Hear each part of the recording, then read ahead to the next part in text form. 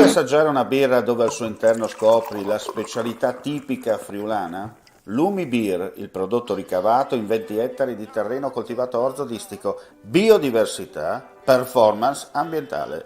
Lumi Beer nelle sue 5 versioni disponibili, 4 per consumo veloce e dissetante e la versione Magnum per intenditori. Lumi Beer si abbina a qualsiasi palato. Lumi Beer è un prodotto esclusivo Azienda Agricola Pancera, il buon seme, i buoni frutti.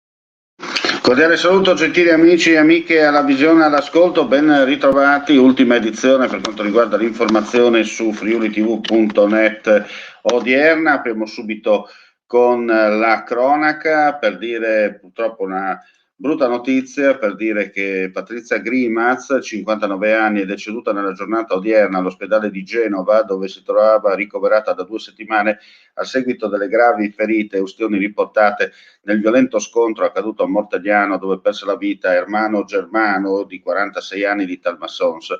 La donna ha combattuto fino alla fine, ma purtroppo senza successo. In corso le pratiche per il rientro della salma, per poi svolgere il funerale.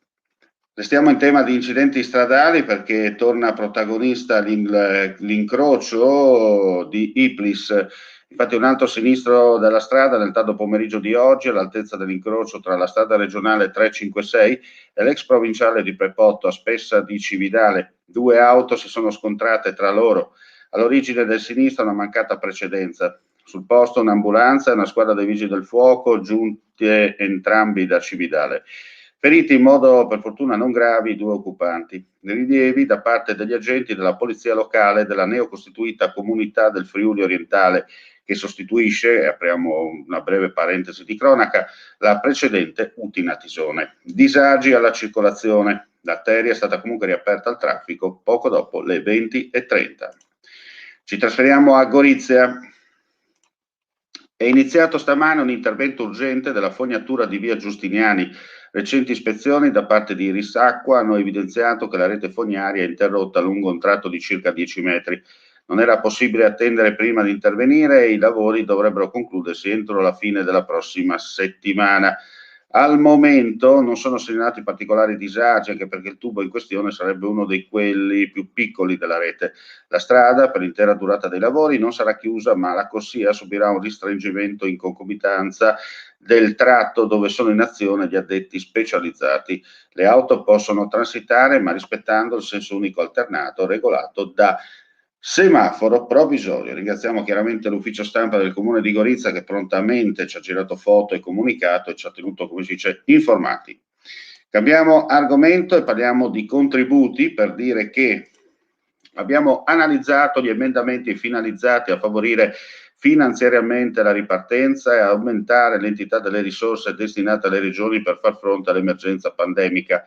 La dichiarazione resa dall'assessore del Friuli Venezia Giulia alle Finanze, Barbara Zilli, che vedete nella foto, sulla riunione odierna in videoconferenza della Commissione Affari Finanziari della Conferenza delle Regioni e delle Province Autonome. La Commissione ha affrontato il tema del disegno di conversione in legge del decreto 41 del 2020, il cosiddetto decreto sostegni, di cui si occuperà domani la conferenza unificata. L'organismo, presieduto dal Presidente del Consiglio, o su una delega dal Ministro degli Affari Regionali, del quale fanno parte i Ministri dell'Economia e Finanze, delle Infrastrutture e della Salute. Il Presidente della Conferenza delle Regioni e Province Autonome, che ricordiamo è Massimiliano Fedriga, e Presidenti di ANCI e UPI. La conferenza unificata, convocata alle 14:30, esprimerà il suo parere sul disegno di conversione del decreto sostegni, quale primo punto dell'ordine del giorno, prima di pronunciarsi sul riparto delle risorse assegnate nel 2021 sui capitoli del Fondo Unico per lo Spettacolo e di ascoltare gli interventi dei ministri Giovannini, Bianchi, Carfagna, Messa sul Piano Nazionale di Ripresa e Resilienza. E con questa notizia chiudiamo qui la pagina notturna del nostro audio video giornale. Vi ringraziamo come sempre per la visione e l'ascolto. Vi diamo appuntamento nella giornata di domani per le altre notizie e servizi dal Friuli Venezia Giulia. Chiaramente, se ci saranno fatti di cronaca di una certa rilevanza, vi terremo aggiornati attraverso la nostra pagina www.friulitv.net o altrimenti tramite i nostri social collegati. Grazie ancora e buonanotte a tutti.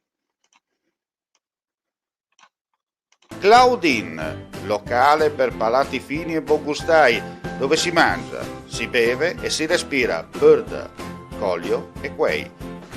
Sono Claudia Azzano, la titolare, e vi aspetto per le mie specialità. Cosa aspettate? Claudine, food, wine, music e sei in pole position.